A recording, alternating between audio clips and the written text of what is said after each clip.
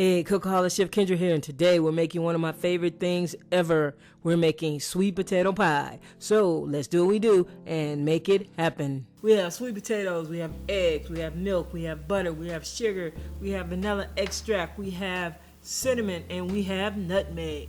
Hey guys, subscribe, and while you're at it, hit that notification bell so you don't miss a thing. Okay, these sweet potatoes have been microwaved. They're nice and soft, and I'm going to peel them and take the flesh out. And I won't need all of this. I will need one of these and about that much of another one. I'm scooping out the flesh. Now, I said before, I only need 1 and about 1/4 of these potatoes because they are rather large. Now, the reason why I like cooking them in the microwave is that it doesn't boil off a lot of the vitamins, and it has more flavor because more flavor stays in the potato. So that's all I did. I microwaved them, I hit potato, and then they weren't quite done, so I put them in the microwave for 2 or 3 more minutes until they were nice and soft but not overdone.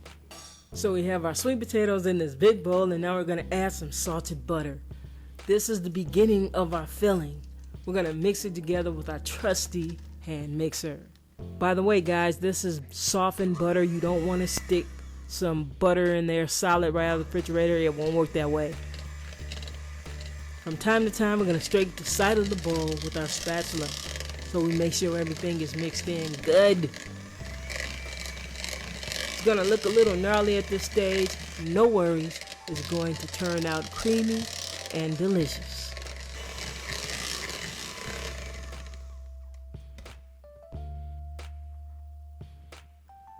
Nutmeg and cinnamon goes in.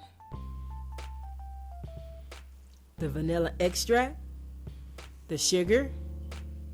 We're gonna get them egg boys in there, just like so. And the milk.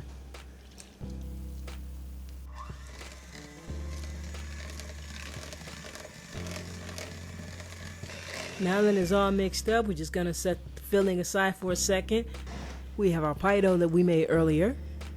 So we're just going to pour the mix into the pie dough. And if you need the recipe for that pie dough, it's very quick and easy to make. The link is in the description below. Now, all we got to do is bake it. We're going to bake it at 350 degrees Fahrenheit for 1 hour. Yo, that's it for this week. I'll see you next week. So KENDRA'S out. Peace.